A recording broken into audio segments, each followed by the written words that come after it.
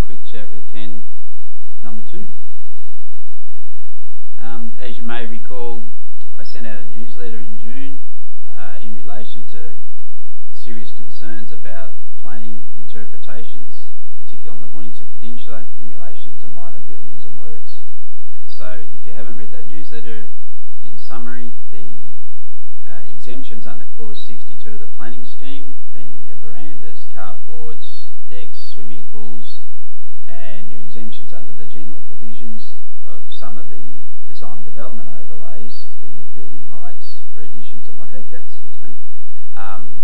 they may not apply on most sites.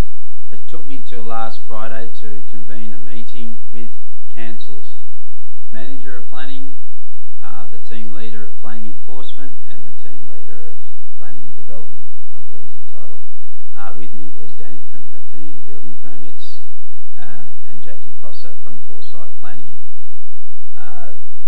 The interpretation of Council and how they impose these new regulations, or new interpretation if you like, has significant impact on all building permits, particularly on the Mornington Peninsula and particularly on sites that have a design development overlay in residential zones.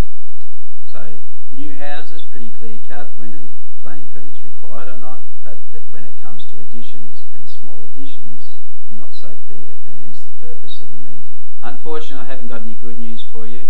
This Council, in relation to single dwellings on sites with an overlay that are over 500 square metres in area, that the existing residence at some stage of its life required a town planning permit. So if it's 10, 20 or 30 years old, that planning permit is still alive. And as you know from condition 1 on your planning permits, it says must not alter the approved plans, etc, etc.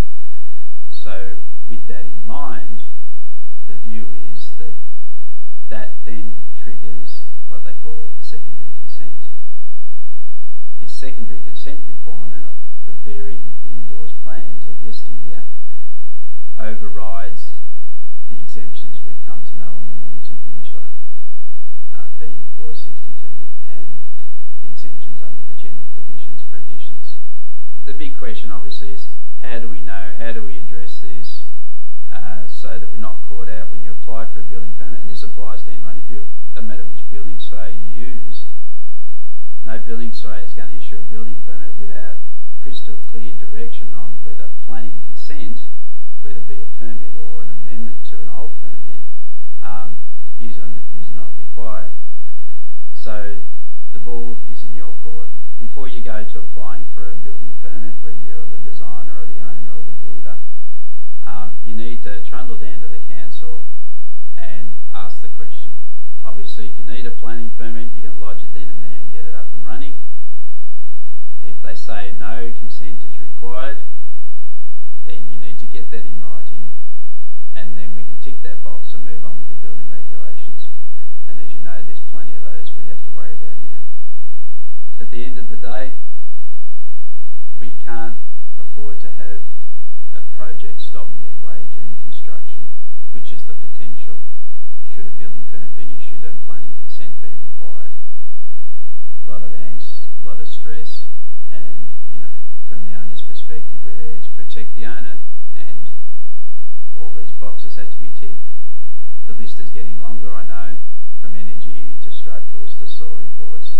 The industry's evolved into a massive mess of red tape, and that's life. So as always, if you have any questions, I always got a technical person to take the phone calls in the office, including yours truly. So all the best and have a good day.